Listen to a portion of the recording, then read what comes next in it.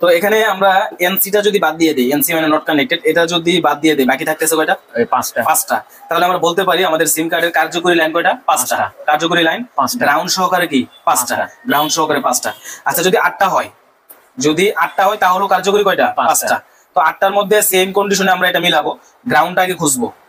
Positive negative RST line চিনার জন্য diagram দেখার প্রয়োজন নাই। আপনি যদি এই সূত্রটা মনে রাখেন, ডায়াগ্রাম লাগবে না।